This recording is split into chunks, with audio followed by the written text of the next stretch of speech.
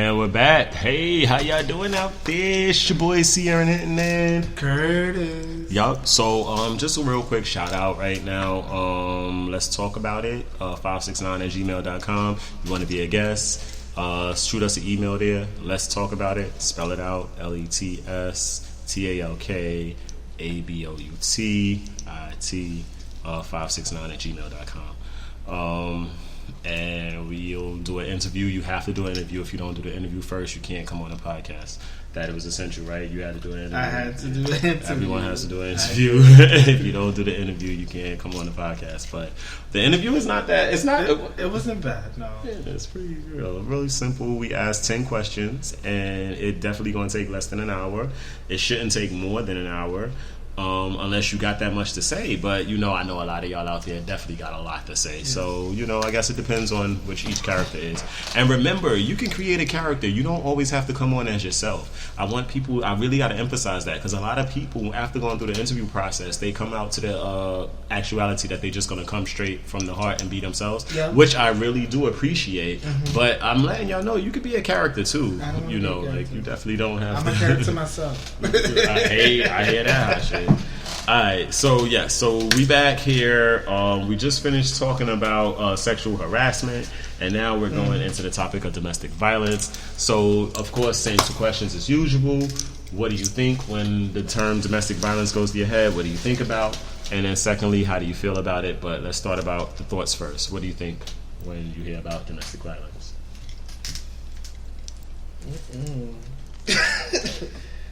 I think about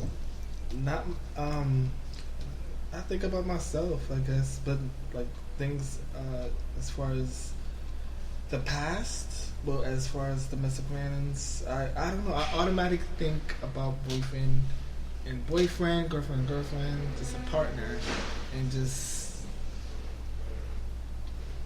I don't know. My mind is just far. It's just it can get ugly. Depending on how deep and how evil or how mean it could get ugly with domestic violence. It's from the cops being called, and it's not a pretty thing to talk about as far as like domestic violence. Well, I mean, I understand that. Like, that's the whole thing. It's not really a pretty thing to talk about, but that's what the whole purpose of this podcast is. Yep. Because, just to reiterate with a lot of you people, like, this podcast is based all on emotional intelligence. Like, everyone knows what your intelligent quotient is. Yeah, you didn't know it when I just said that, but you'll understand when I say what your IQ is, right? Everyone knows what the IQ is. The IQ is based how American society determines how intelligent you are. So IQ stands for your intelligence quotient. And your intelligence quotient, they give you a test where you answer a lot of questions, and then they tell you exactly how smart you are with a number. And the higher your number, the higher you are. So they can, deem you to be a genius, an imbecile, lunatic. There's a lot of different terminologies that come along with the IQ test. But what we're dealing with here is emotional intelligence, the emotional quotient. So we want to know, because what we found in our situations, especially in our community, is that, a lot of us make our decisions based on our feelings alone. So we go from feelings to thoughts to words to actions to habits to character. And that's why I brought up earlier how you can have a different character. Because sometimes, not sometimes, all the times, your habits will dictate your character. So based on the habits that you show, and we as human beings, we're habitual creatures. We are creatures of habit. So that's what forms our characters. But what we don't really speak about is the feelings that they come from. So usually when you're feeling bad, you're going to think bad, talk bad, act bad, etc. And the same thing with good. And a lot of the times we might be feeling not the right way, and we make our decisions based on our feelings. So if I don't feel right about something, that's how I make my decisions. Or if I'm just in a bad mood, I'm just going to make a lot of bad decisions. If I'm in a good mood, I make a lot of good decisions. And that's kind of what the goal of the podcast is. But right now we're in the very beginning stages, so I don't even want to give too much away, because I know y'all fucking culture vultures out there going to try to steal our thunder. What's that? I forgot the saying, but I was thinking about, I posted it on my Facebook page, but it was somebody, I think I reposted it. It's talking about don't um, don't make don't make a decision based on your emotions or something like that. Because if you do, it's I mean, that's a big fact. Like, because when you make decisions based on, see, what we don't realize with our feelings is our feelings are temporary. You understand? I might feel bad today. I might wake up in a bad mood. I might wake up, roll over, stub my toe. Oh, it's going to be a bad day. That's a temporary feeling. But I just spoke it into existence when I said it's going to be a bad day. Yes. And now guess what? I'm having a bad fucking day because everything went bad after that. So we got to learn how to retrain our brains. Mm-hmm. Ooh, I like that. I'm going to retrain your brain. Like, definitely. But yeah, so we're speaking about domestic violence right now, and when it comes to domestic violence, it doesn't have to necessarily be like a lover's quarrel. Like that's it doesn't. No, it could be. Listen, siblings have domestic violence. So my sister punched me in the face. But it was a long time ago, but it ain't that long ago. But that was domestic violence, and there's a lot of different ways I could have reacted to that. But the best thing for me to do at the moment was, just leave, because she already got violent. Like, we supposed to be having a conversation, and someone went from words to actions, and their actions was violent. Like, so I'm like, I could sit here and continue to take the violence. I could replicate the violence and fight back, or I could just walk away from this situation altogether and not let it escalate. Because like you said, once it starts to escalate and we get into like police being called and all that, you can't go back from a lot of that after that. No. So now you got your DV case sitting in a courtroom, and there was a comedian that once said that handcuffs is a sign of the end of a relationship. like once a motherfucker is being escorted out in handcuffs, the relationships is over. Like there's no more after that. But what do you think about that, and how do you feel about that? Like as far as domestic violence, going to court for a domestic violence case, being in front of a judge, or going to jail for domestic violence, or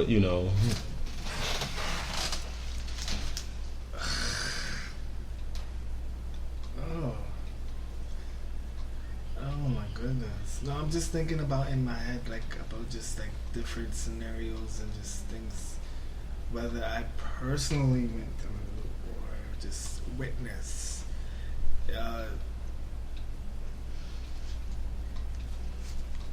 That's not something, I don't know. I mean, no one wants to go through that. So I feel like when you just said, and it could be hard sometimes, especially what you just said. It takes a strong person to walk away from a situation, even if a person picked violence from whatever the situation may be. I feel like violence is not the answer. Of course, that's the obvious answer to say, even if it's a cliche, it's the quote that people say, but it's true. Because then I would think someone who would have some type of conscience, like if they did something to somebody and they hurt them and they would feel some type of way. I would think once they picked violence, they would feel differently after certain example. Like if someone punched you and they really hurt you, now you're in the hospital, etc. I hear you. But okay. Cool. Trying to move forward though. Let's speak on.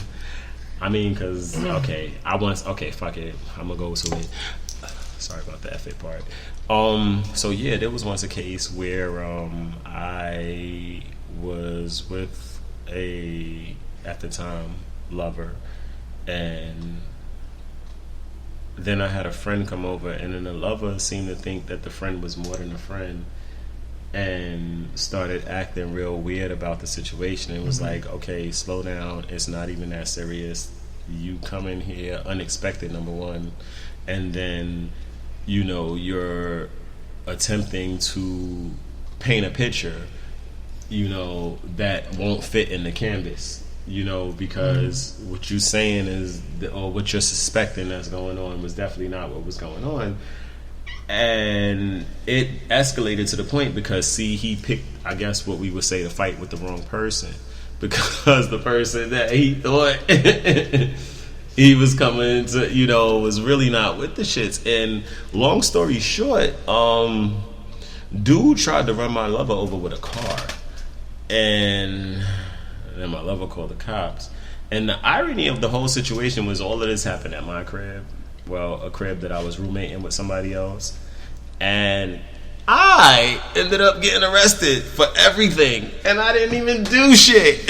Like, this was the craziest part. And on top of everything, I'm sitting in court having to tell the judge that, you know, like, this was the craziest situation I've ever been in my life. And, you know, after that, though, yo, y'all wonder why niggas stay single.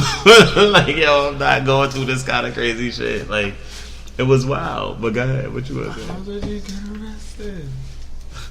I thought you would get arrested if you hit someone and they said, oh, they lied and said you hit them.